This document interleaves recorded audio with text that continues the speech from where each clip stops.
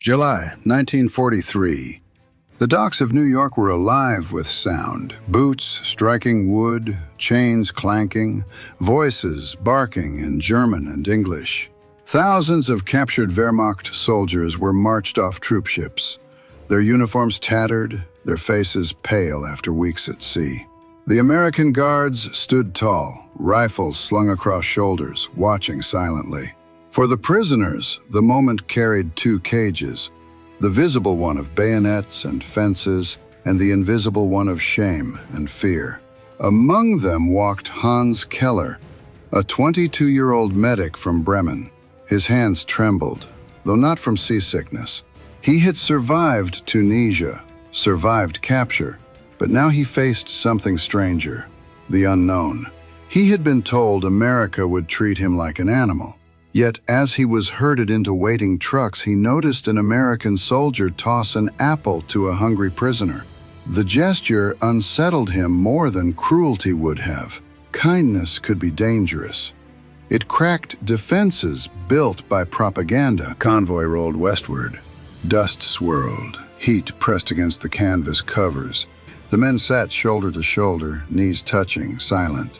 Some whispered prayers, others muttered curses. Hans stared at the floor, feeling the weight of the man beside him. A silence hung heavy in the truck, thicker than the July air. It was the silence of men stripped of certainty. And in that silence, something else stirred. Unspoken, forbidden, unnamed. The camps awaited them. Rows of barbed wire glistened under the sun. Guard towers loomed. Wooden barracks stood in neat lines. An industrial order imposed on chaos. The prisoners shuffled inside, clutching blankets and bowls. They were counted, assigned, locked in. That first night, the barracks creaked with restless bodies. Snores, coughs, whispers in the dark. Hans lay awake, listening. The wire hummed in the wind, a constant reminder that freedom had narrowed to a strip of sky above him. But the real fence was inside. The unspoken rules of discipline followed them across the ocean. The Wehrmacht had drilled into its men that weakness was shame, that desire was sin, that comradeship must never blur into intimacy.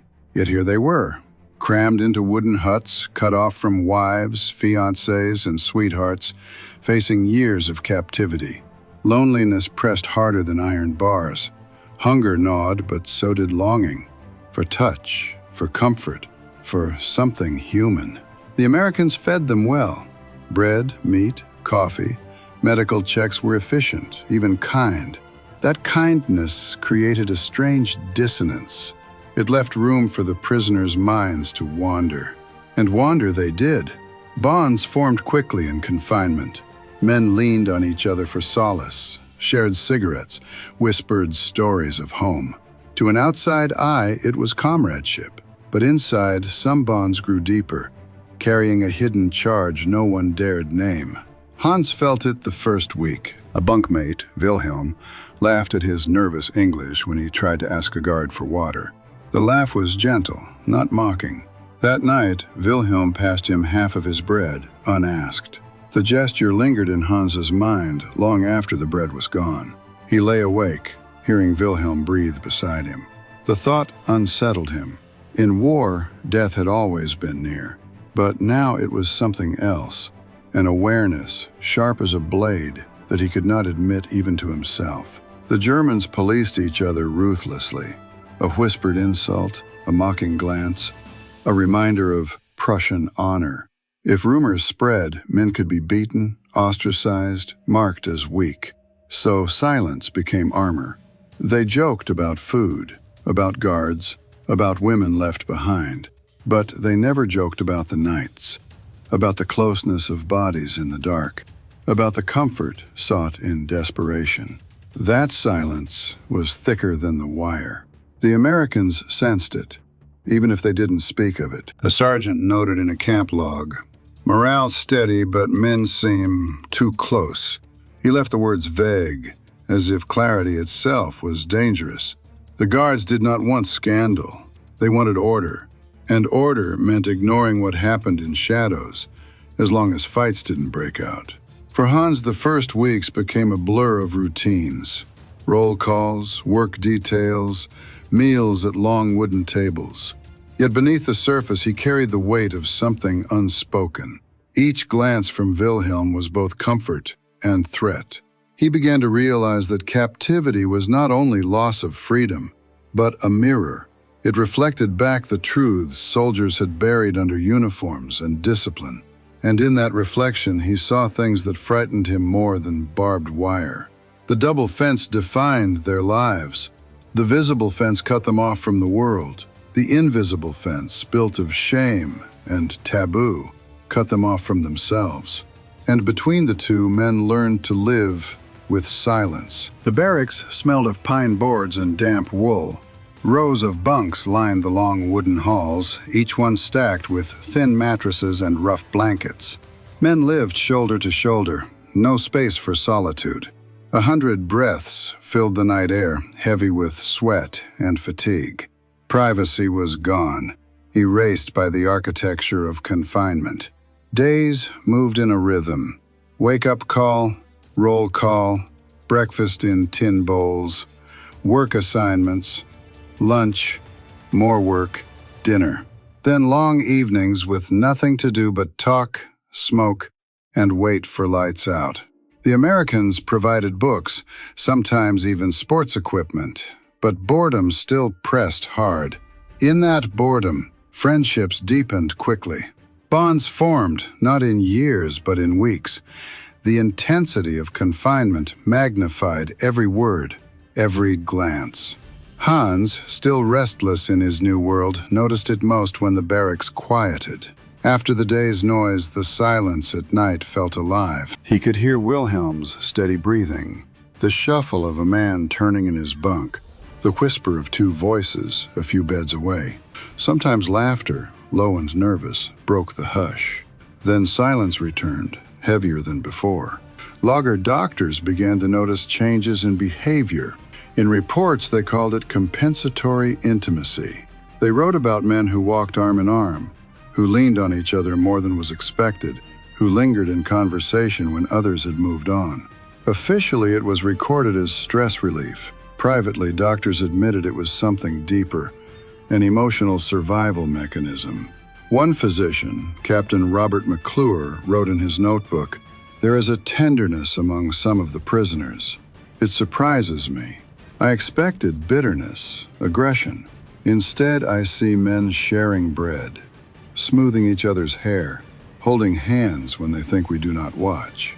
Perhaps it is loneliness, perhaps more." His words never made it into official files. They stayed in the margins, too sensitive for the record. Inside the barracks, the prisoners felt the tension. German culture, shaped by military rigidity, despised weakness. Any display of affection risked ridicule, or worse, so gestures were hidden in plain sight. Passed cigarettes, brushed shoulders, shared glances.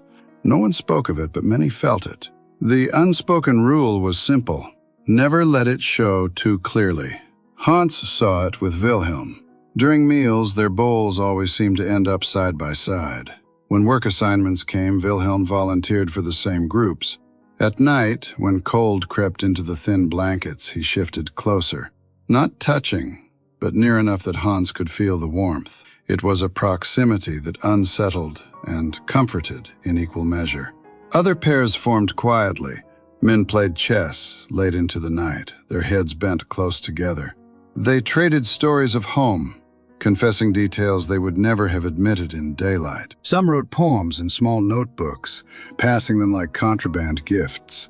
The poems were never explicit, but the undercurrent was clear, longing for something forbidden. The Americans, for the most part, ignored it. As long as there were no fights or disruptions, they chose not to intervene. But they noticed. Guards whispered among themselves, half amused, half uneasy. Some mocked the prisoners as weak. Others shrugged. "They're locked up for years," one guard said. "What do you expect? Men need someone." The taboo hung heavy. In German barracks, masculinity was supposed to mean toughness, obedience, silence. To admit desire was to admit weakness, yet desire seeped through the cracks. unstoppable as water through stone.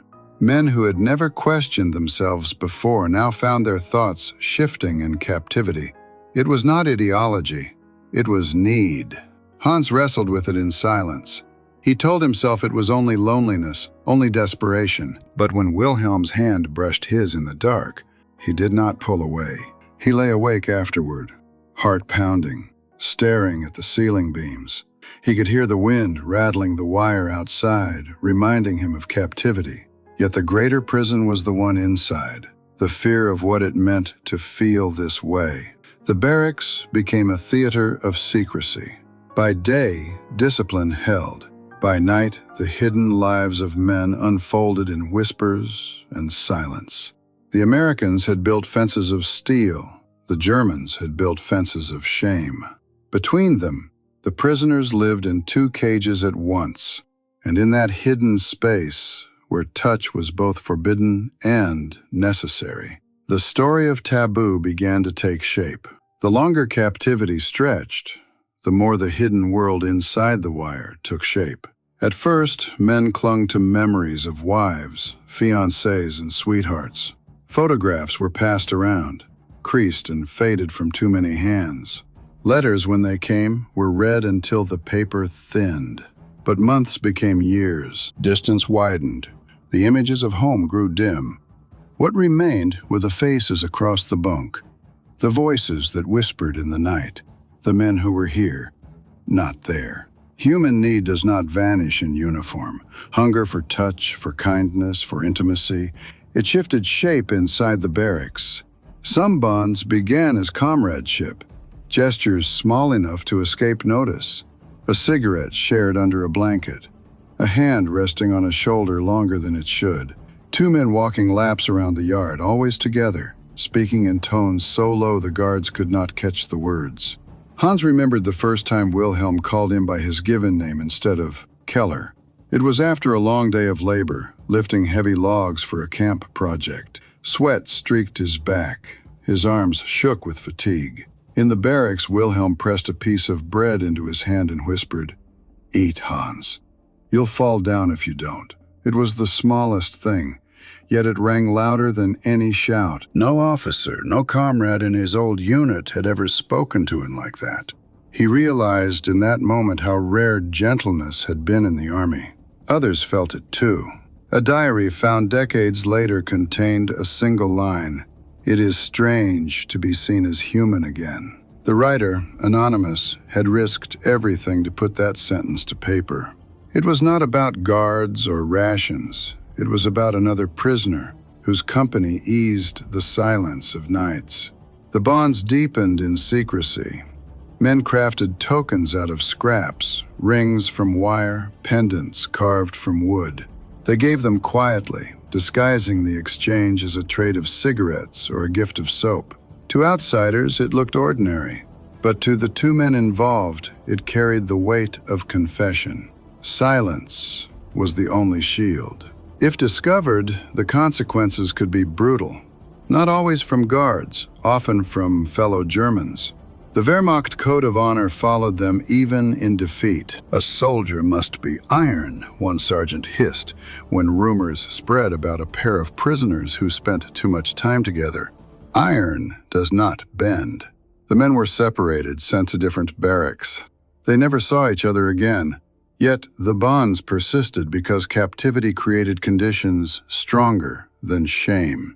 They found ways to mask closeness, a casual arm wrestle that lasted a beat too long, a card game where the losing bet was always a favor owed, a song hummed softly in the dark, answered by the same tune from another bed. Small signals in a world where words could not be trusted. Wilhelm and Hans developed their own code. A folded blanket at the edge of the bed meant, "I need to talk." A tap of a finger on the table meant, "Be careful." They never spoke openly. They didn't dare. But the code became their language, a bridge only the two of them could cross. The Americans noticed the closeness, but rarely acted. One camp officer later admitted in an interview, "We saw the pairs. We knew what it meant. But we had no orders to interfere unless there was trouble. And truth be told, It kept them calmer. For the guards, discipline mattered more than morality.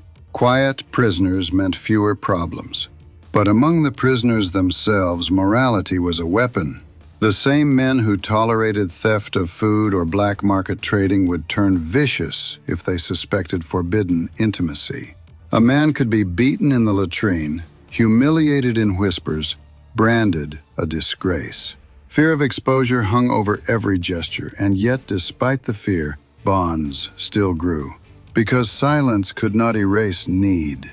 Some men rationalized it as temporary, a survival strategy. "When the war ends, we will forget this," one prisoner wrote. Others insisted it was friendship, nothing more, even when their actions betrayed otherwise. Denial became another form of survival, a mask to protect against shame. Hans knew denial well. By day, he laughed at crude jokes, joined in songs about girls back home, pretended his thoughts were elsewhere. But at night, when the barracks quieted, he turned toward Wilhelm in the dark. The warmth of another body close by was enough to ease the loneliness. He told himself it was not wrong. He told himself nothing had happened, but his heart beat faster anyway.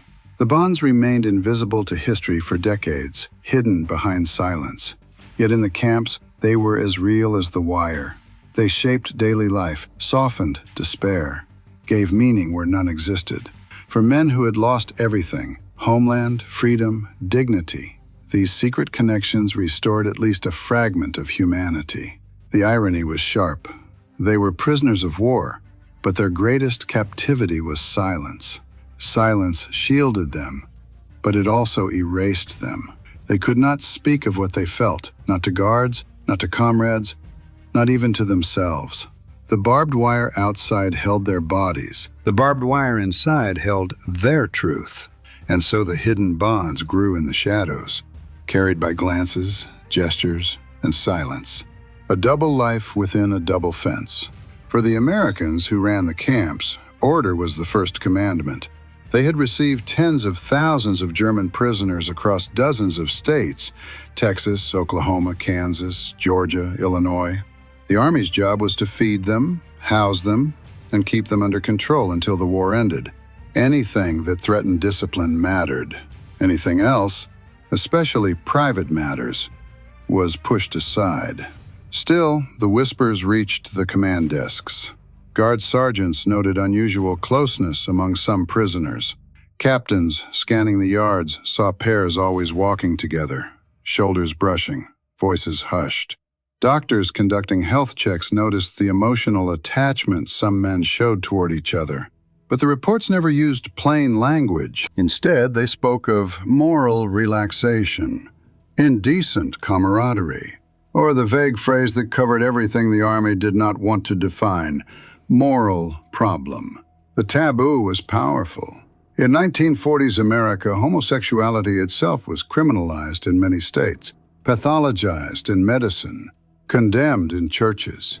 For an army already struggling to handle millions of soldiers overseas, bringing such issues to the surface in POW camps was unthinkable. So the officers chose another path: silence, avoidance, coded language. Chaplain diaries give a rare glimpse into their mindset. One chaplain at a camp in Texas wrote, "The men suffer from loneliness and lack of normal contact. I remind them in sermons of virtue and restraint, yet I sense that some bonds among them stray into dangerous affection." His words walked the line between acknowledgement and denial. He did not name what he saw. He simply preached longer on discipline, hoping the message would be clear without being spoken. Medical officers, too, recorded their concerns obliquely. A military doctor in Oklahoma describes prisoners forming exclusive friendships that border on unhealthy dependence. He prescribed more physical labor to channel excess energies. The solution was always more work, more drills, more routine, anything to suppress what could not be admitted. For the guards, reactions varied. Some ignored it, believing it harmless as long as no violence erupted. Others mocked prisoners when rumors spread, taunting them with crude jokes. A few grew uneasy, fearing disorder. If they start behaving this way, one lieutenant worried, the rest will lose respect for the rules. But in truth, the rules were already fragile. The army relied on silence as its strongest weapon. Among the German prisoners themselves, fear of exposure was harsher than any guard's discipline. The Wehrmacht code was clear. Same-sex intimacy was disgraceful, punishable, unmanly. In the camp, fellow prisoners often acted as enforcers, threatening or punishing anyone suspected of crossing that invisible line. Ironically, it was the Germans themselves who policed the taboo more fiercely than their captors. The Americans saw this and quietly allowed it. Divisions among prisoners reduced the chance of unified resistance. If whispers and fear kept men in line, the guards had less to do. Some officers even encouraged strict self-policing among the Germans, ensuring that the taboo maintained its own prison inside the prison. Hans noticed how careful Wilhelm became after a fight broke out in another barrack. Two men had been discovered in what others called compromising circumstances. They were dragged before their peers, cursed, beaten, and separated by guards who acted only after the violence had run its course. Afterward, the rumors spread like fire. Men laughed harshly, spat insults, muttered that such weakness dishonors soldiers. No one used the real word. They didn't need to. The silence was filled with meaning. After that, Wilhelm never lingered too close in daylight. He kept his voice louder, his jokes cruder, his posture straighter. Yet at night, in the hush of the barracks, the warmth returned. It was as if there were two Wilhelms, one for the world, one for the shadows. Hans understood, because he too wore a mask by day. The masks were survival. The chaplains sensed this duality but avoided direct confrontation. One recalled years later, "We preached morality, but we never named the sin. To name it would have forced punishment. Punishment would have forced scandal. Scandal would have reached newspapers. And the public would have asked why German enemies were cared for at all." Silence was policy, not accident. This created a paradox. On paper, the camps were models of discipline. Reports spoke of well-fed men, humane treatment, efficient work programs. But between the lines, the taboo thrived. It was never written clearly, yet everyone knew. The guards pretended not to see. The Germans pretended not to speak. The chaplains spoke of sin without naming it. The doctors wrote of dependence instead of desire. An entire system built on silence. And that silence cut deeper than any fence. It made men hide their truth even when survival pushed them toward it. It forced bonds underground, turning affection into a kind of resistance. The hidden world became a secret shared only between two, never three. Trust was rare, and secrecy was oxygen. Hans remembered once hearing the chaplain's sermon through the barracks loudspeaker. "We must remember discipline, even in captivity," the voice boomed. The men shifted uncomfortably, some bowing their heads. Hans glanced at Wilhelm, who stared at the floor. He wondered if the chaplain knew, if the words were meant for men like them. But he also knew the chaplain would never speak directly.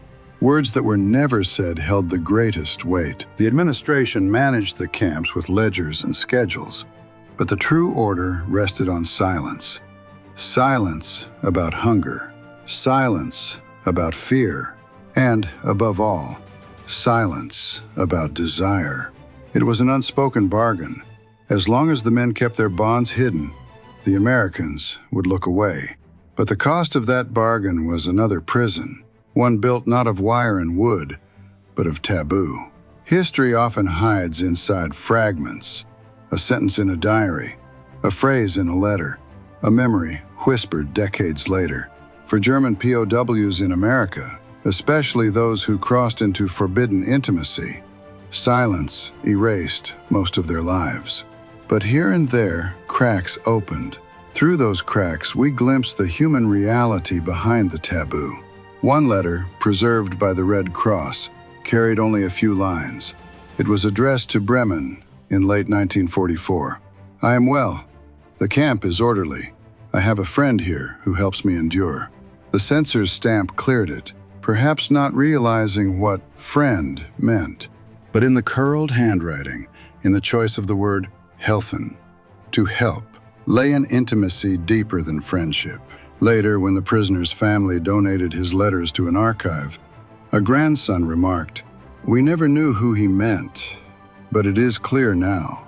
Hans's own story mirrored many like this. He and Wilhelm became shadows for each other. In daylight, they were comrades. At night, their whispered exchanges grew longer, sometimes stretching until dawn. "I dreamed of bread," Wilhelm once said in the dark. "No," Hans answered. "I dreamed of your laughter." That was as far as words went. Anything more carried danger. Yet in those fragments lay the heart of their survival. In Illinois, a camp doctor recorded a strange case in his logbook. A prisoner refused food for several days, growing weaker by choice. When questioned, he admitted he had been separated from a close comrade during a transfer. The doctor noted, "Attachment seems stronger than health. He will not eat until reunited." After intervention, the two men were allowed to see each other briefly. The patient's appetite returned the same day. The log does not name them, but the silence speaks louder than identification. One diary, smuggled back to Germany after repatriation, contained a simple confession. "In America, I learned I could care for a man." The writer never published his notes. They were discovered after his death, tucked inside a box of photographs. For decades, his family assumed the words were poetic, perhaps symbolic. Only later, when researchers studied POW writings, did the meaning become clear. Another story surfaced from Texas. In oral history interviews conducted in the 1980s, a former prisoner, by then an old man, hesitated before speaking. He had described food, work, weather, but when asked about evenings, he grew silent. Finally, he said, "There was someone.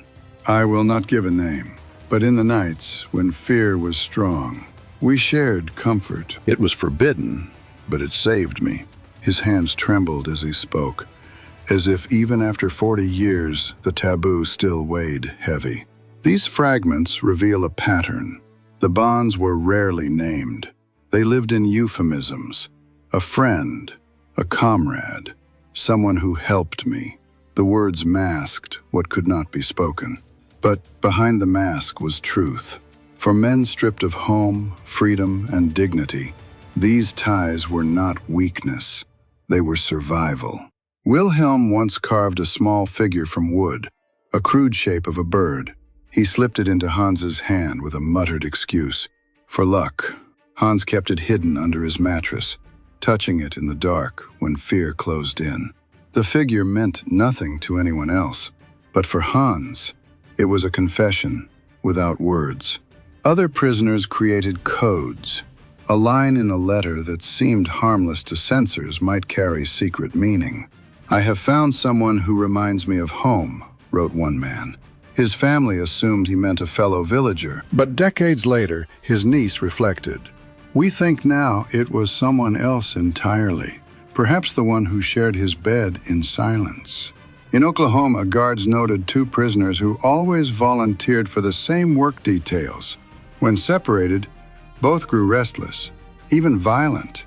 When reunited, calm returned. The Americans filed it under psychological dependence. They never questioned further. For the prisoners themselves, it was something stronger, a tether that made captivity bearable. The price of discovery, however, was high. One testimony recalls a beating in the latrines after suspicions arose. A young prisoner, frail and soft-spoken, was accused of being unnatural. Others turned on him, fists and boots enforcing silence. Guards broke it up, but filed no report. The boy survived, but he was transferred to another camp. His name vanished from records. His story lived only in the whispered memory of one witness who spoke decades later. He just wanted someone, but wanting was enough to destroy him.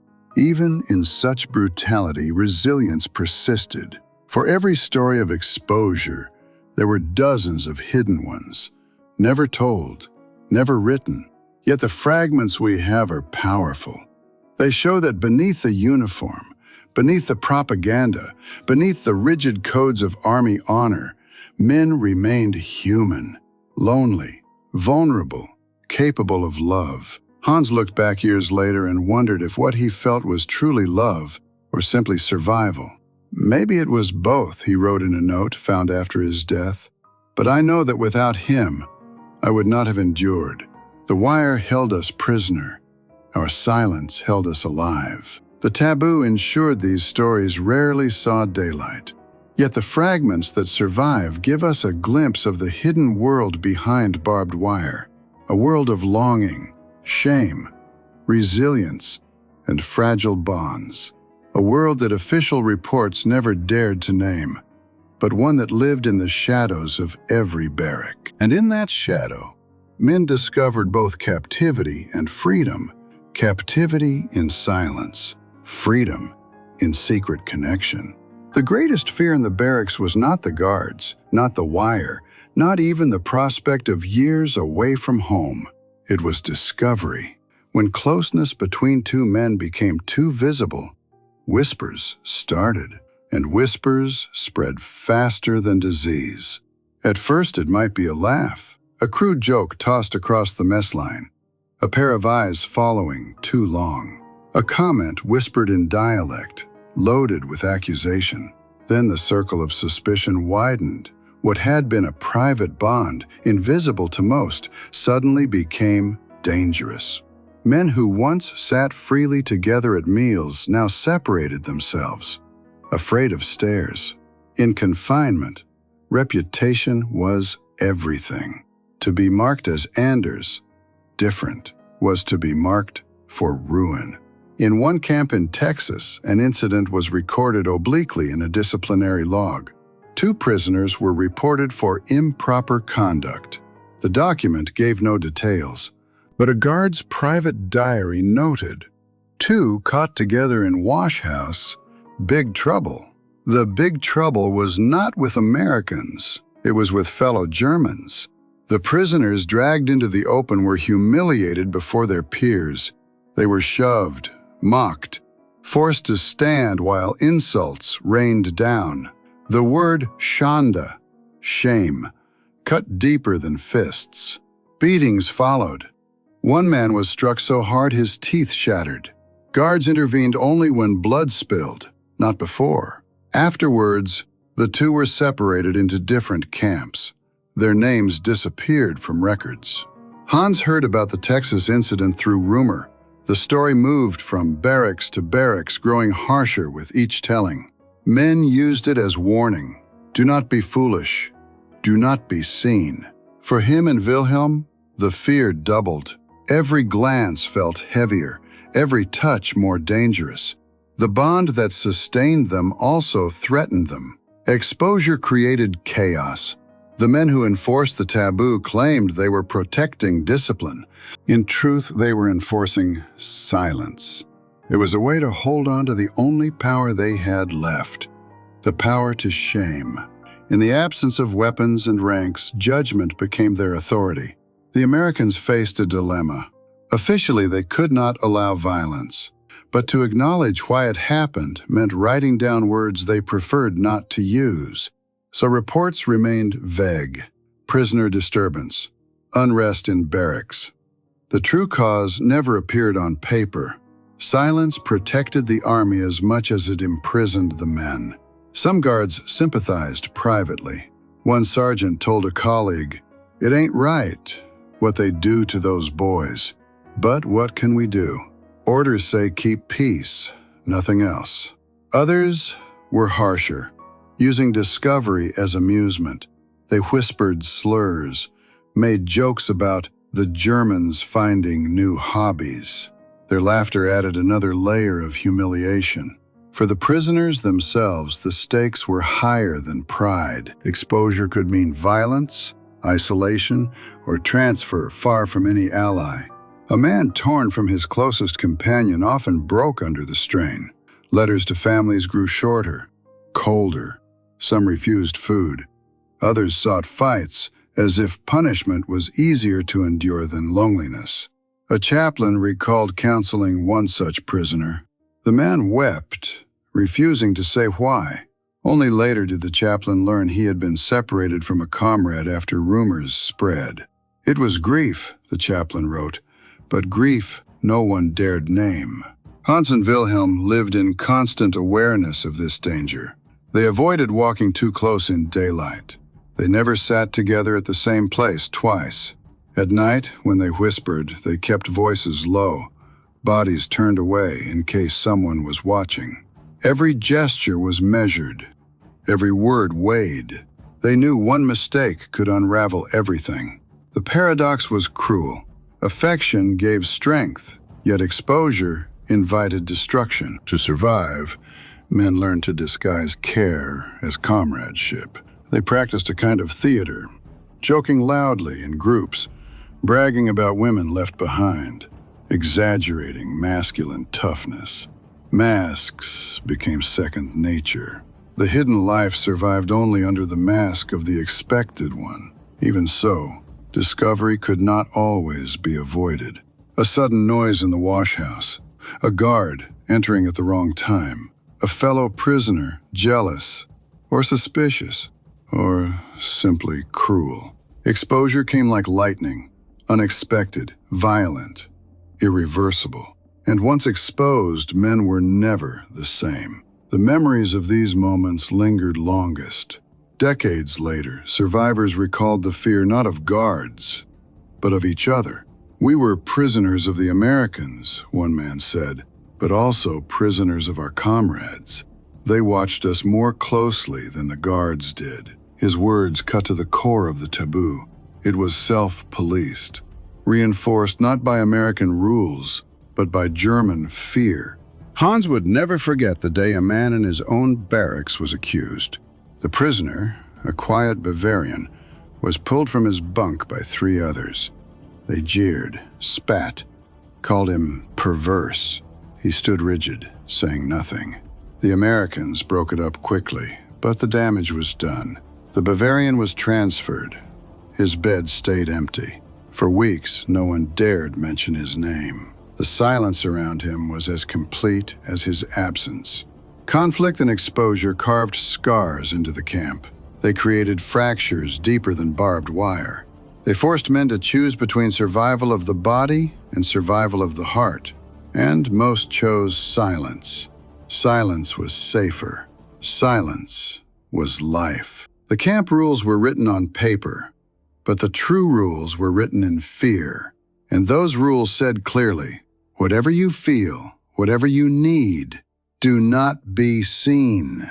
Outside the wire, America in the 1940s lived under its own silence. Homosexuality was criminalized in most states, branded as illness by doctors, and condemned from pulpits every Sunday.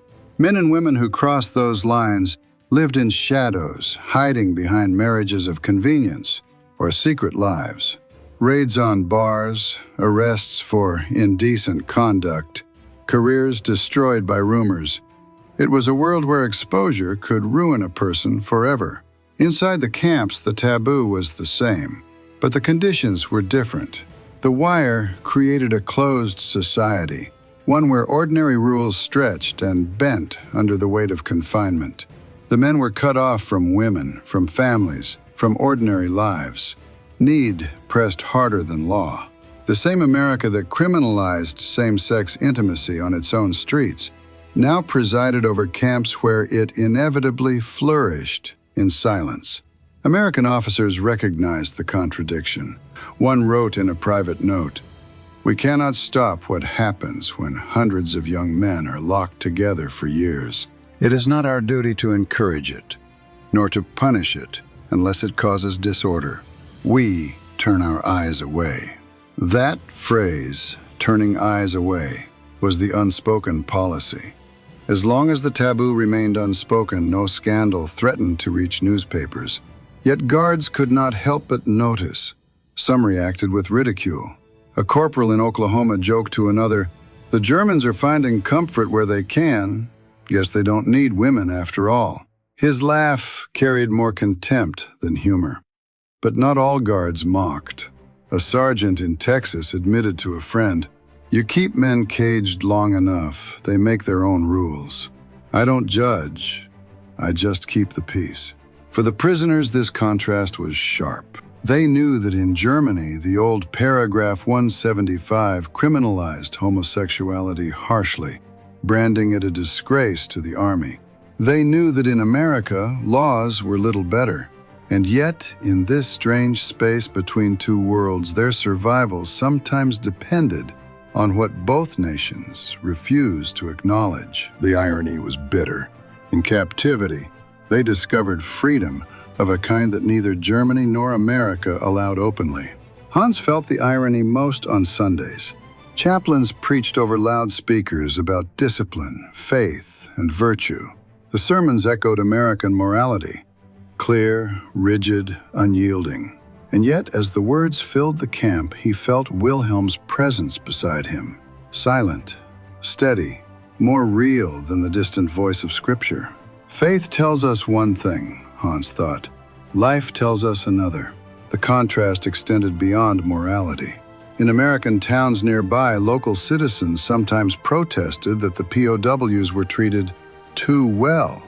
Newspapers published photographs of prisoners playing soccer, attending classes, even eating better rations than civilians on wartime shortages.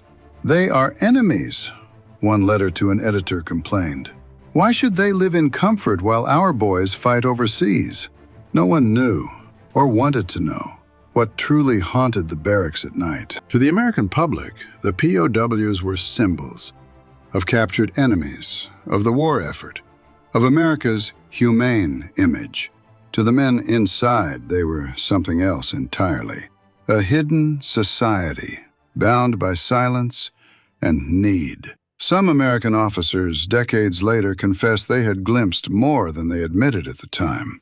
One retired colonel said in an interview, "We had suspicions.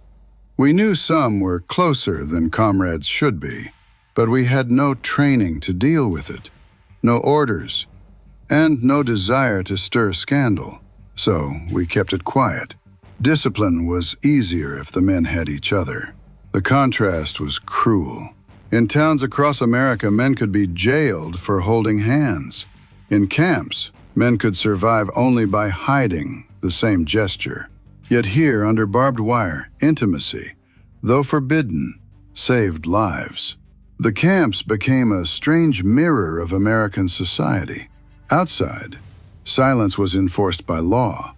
Inside, silence was enforced by fear of comrades. Both worlds punished exposure. Both worlds demanded masks. But only inside the wire did men learn that those masks could not erase longing. Hans would look through the fence at the distant town lights at night. He imagined Americans walking with wives, with sweethearts, free to hold hands openly. He knew the truth was harsher, that many in America also hid their desires. But the thought comforted him. Perhaps, somewhere, beyond the wire, others lived the same secret.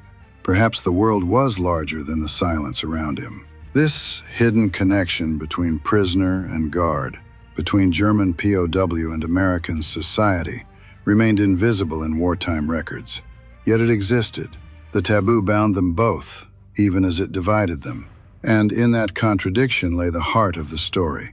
Two nations at war, both criminalizing the same desire, both pretending it did not exist, while behind the wire, men clung to each other in silence, because silence was the only way to survive. The war's final months arrived like a tide, slow, inevitable, and impossible to resist. For German prisoners in America, rumors of surrender spread faster than official orders. News filtered in through newspapers, guarded radios, and letters smuggled from families. Hitler was dead. Berlin had fallen. The Reich was finished. Inside the camps, reactions were mixed. Some prisoners cheered secretly, relieved that the war had ended and that they had survived. Others wept quietly, mourning a country shattered beyond recognition. And yet, beneath all the emotions, one reality pressed hardest. The end of captivity was near. For Hans and Wilhelm, the thought of release was no comfort. Their closeness had survived years behind barbed wire, shielded by silence and necessity.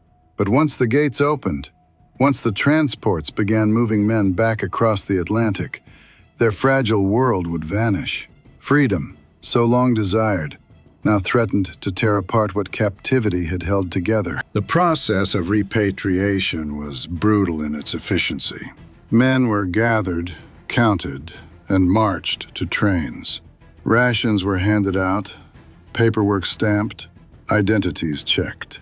Each movement was a step closer to home, and further from the secret bonds forged in confinement. There was no room for farewells. Guards hurried them along. Orders barked in English and German. A former POW later remembered, "We left as strangers. No one dared speak of the closeness that had existed. We buried it behind the wire." The silence was absolute, imposed not only by fear of exposure, but by the weight of societies on both sides of the ocean. Germany, shattered and occupied, was no kinder to those who returned. The same paragraph 175 still hung over men like a sword. Homosexuality remained criminalized, punishable by imprisonment, and viewed as a stain on honor. A man suspected of improper conduct could lose his job, his family, his freedom. For many former POWs, survival meant erasing the past. They spoke of food, of work, of American discipline, but not of the nights when intimacy broke the silence of the barracks. They recalled baseball games, classes, even concerts organized by fellow prisoners, but not the forbidden closeness that had given them strength. They remembered laughter, but not whispered promises. One man, decades later, admitted in a private interview, "There was someone. He kept me alive, but when I returned, I could never speak of him, not even to my wife." His voice cracked, the silence of half a century heavy in his words. The Allied victory had promised liberation, democracy, and freedom. But for those whose survival had depended on forbidden bonds, freedom carried a cruel twist. The same society that celebrated their return offered no place for their truth. The barbed wire was gone, but the silence remained. American records mention nothing of it.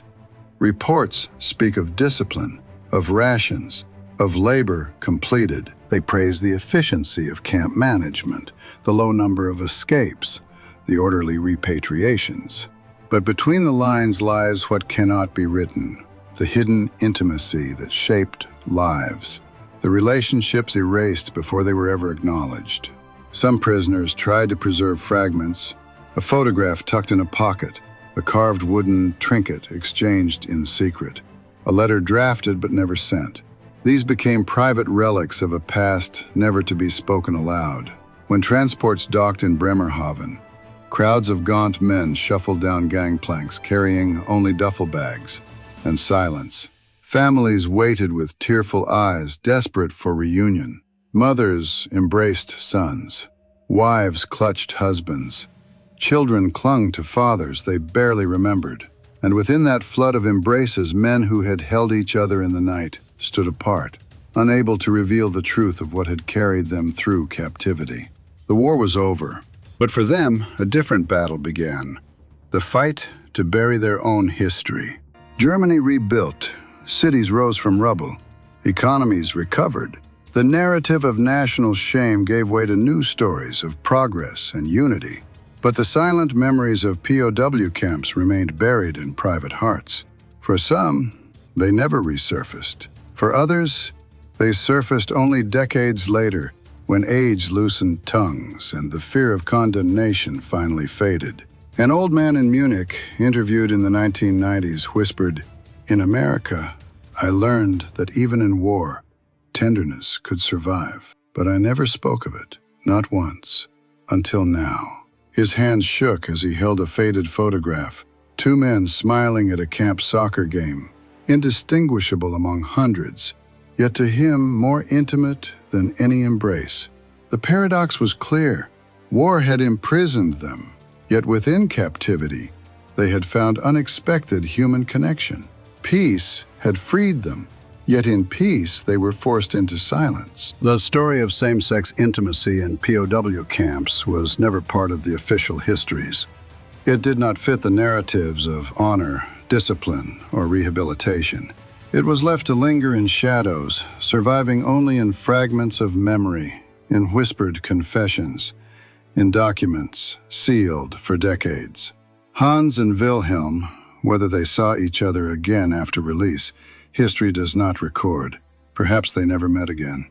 Perhaps they walked back into lives of silence, carrying memories too dangerous to share. But the truth remained. Behind the barbed wire of America's camps, in a world ruled by war and taboo, they had found each other. And in that bond lay the deepest contradiction of all. Freedom erased what captivity had revealed. The gates opened, and silence marched out. The decades after the war passed in silence. Former POWs returned to Germany, blending into the tide of rubble clearers, factory workers, and fathers rebuilding families. They carried with them hidden stories, unspoken truths, memories that could never be voiced in the open air of post-war Europe. Paragraph 175 still loomed in German law, a shadow across men's lives, ensuring that what had happened in captivity remained unacknowledged, even to those closest to them. The silence was not only personal, it was cultural. Post-war Germany built its memory on narratives of destruction, rebuilding, guilt, and recovery. The story of forbidden bonds between men, even if born of loneliness and survival, found no place in textbooks, no echo in newspapers, no mention in the speeches of leaders. America, too, filed the POW experience under efficiency, order, and humane treatment. Reports praised the abundance of food, the medical care, the discipline. Yet the human dimension, the hidden tenderness, the unsanctioned intimacy, was erased before it could ever take shape. For decades, it seemed as though nothing of that history survived. Yet history has a way of surfacing where least expected. In the 1980s and 1990s, as Germany began confronting not only the crimes of the war, but also the forgotten persecutions within its own society, fragments of testimony appeared. Oral historians recorded interviews with aging former POWs. Some spoke reluctantly, their voices low, their eyes darting, even in private rooms. Others wept openly, confessing what had been unspeakable for 40 years. One man, interviewed in Hamburg in 1991, said simply, "There was love in captivity.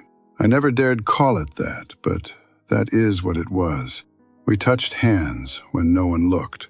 We whispered in the dark. And when the gates opened, I lost him forever." His words cracked under the weight of half a century's repression. The silence that had buried these experiences was not only about law, it was about shame, about fear of ridicule, about a society unwilling to recognize that even in war, intimacy could emerge in forbidden forms. To speak was to risk everything. And so men carried their memories in silence, wrapped in layers of family life, careers, and the passing of years. Historians who studied POW camps in America rarely found references to same-sex relations in official documents. The reports were written by officers, by chaplains, by medical staff, all of whom either ignored or actively concealed what they considered scandalous. But small cracks appeared. Letters held in archives hinted at closeness between men. Red Cross notes mentioned disciplinary cases unsuitable for official reporting. A chaplain wrote in his diary, "Some men cling too close to each other. We are warned to look away." These fragments were tiny, but together they revealed what had been hidden in plain sight.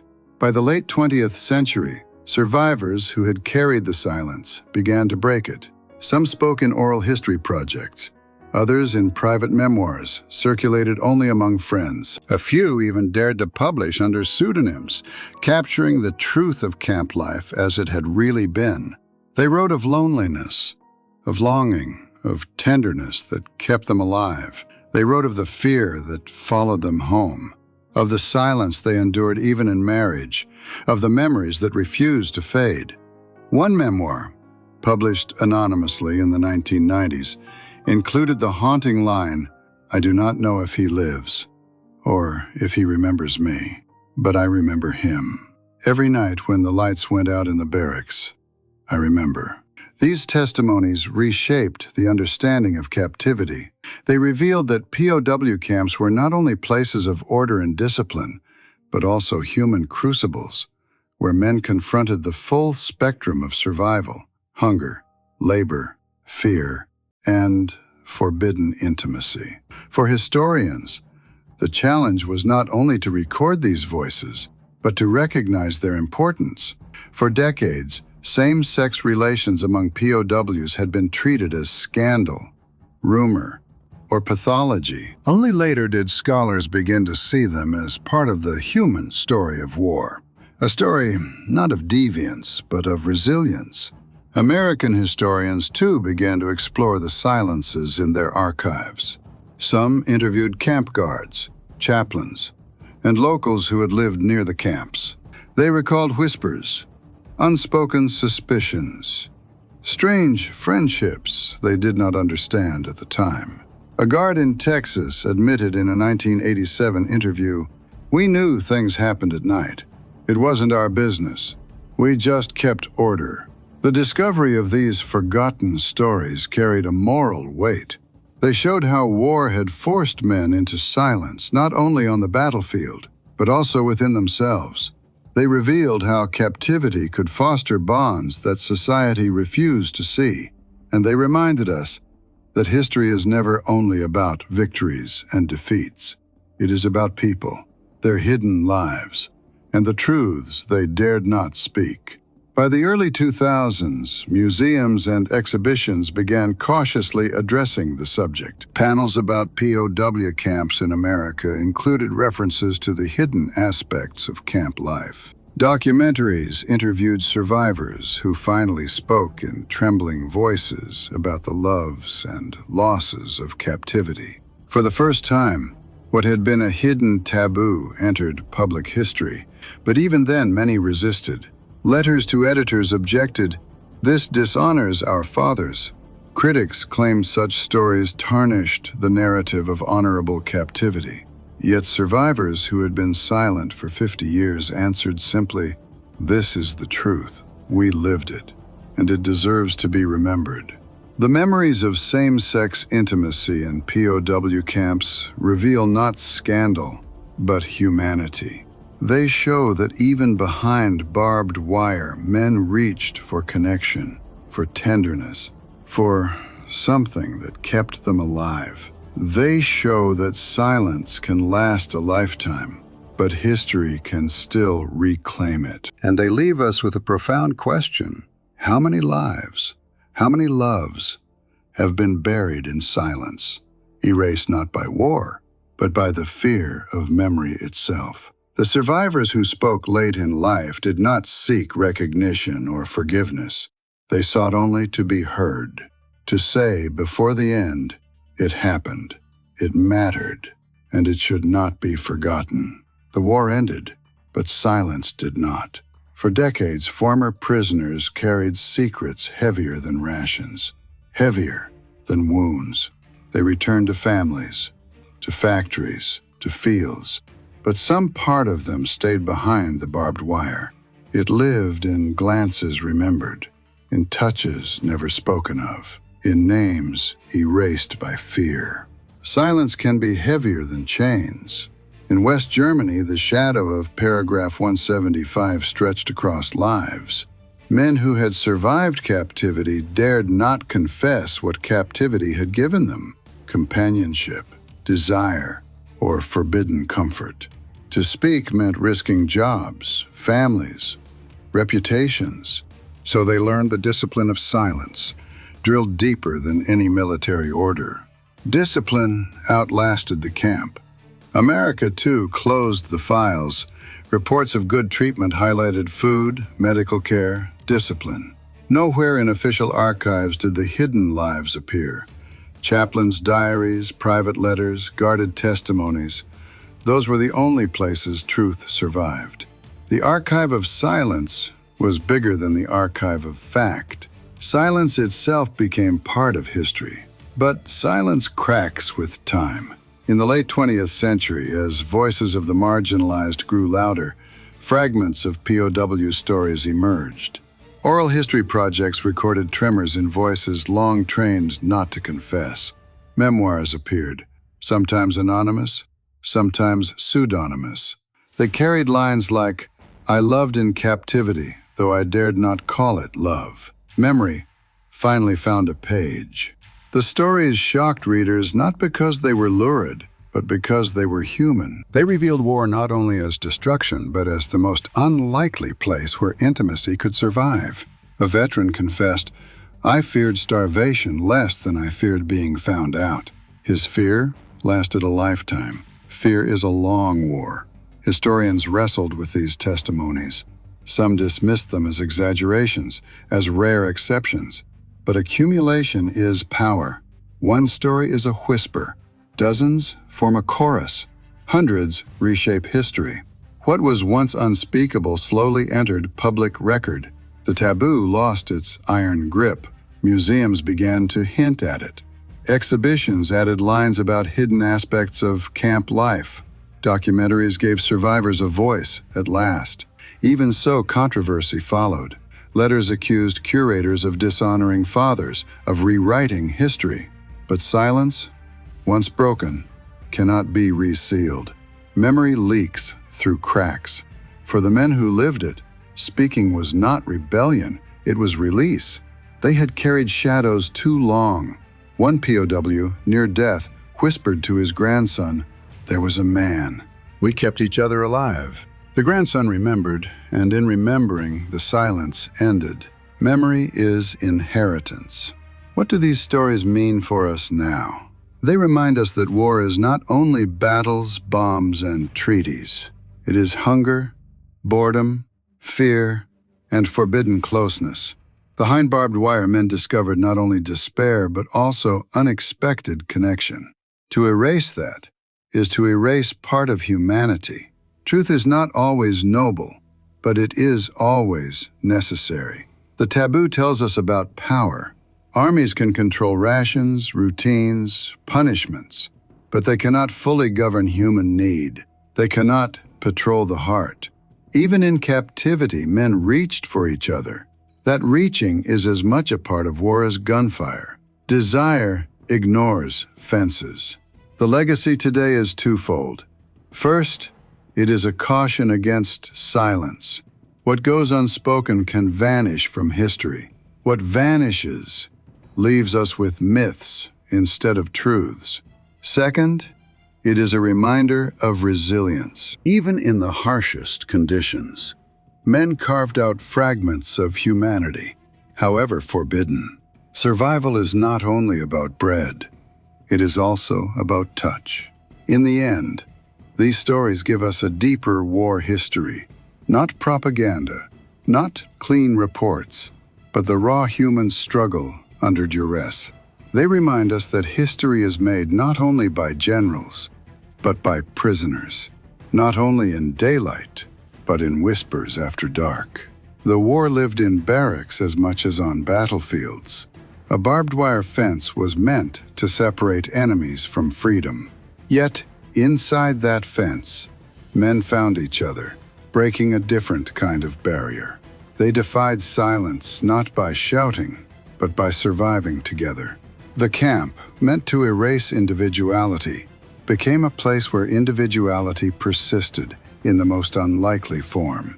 Barbed wire could not hold back need. Today, when we speak of POWs in America, we must tell the whole story. Not just of bread and cigarettes, of medical care and humane treatment, but of the lives lived in shadows, the bonds forbidden by both German and American law, the truths only memory dared to keep. To honor them is not to sensationalize, but to humanize. History deserves its full depth. One survivor once said, "We were enemies of the state, prisoners of war and prisoners of silence. Only now do we escape the last." His words echo long after the barracks fell silent. Silence is also a battlefield. This is the legacy of the hidden taboo. It forces us to confront the limits of official history, the power of memory, and the resilience of human need. It tells us that even behind wire, humanity resists erasure. The silence lasted for decades, but silence, too, can be defeated.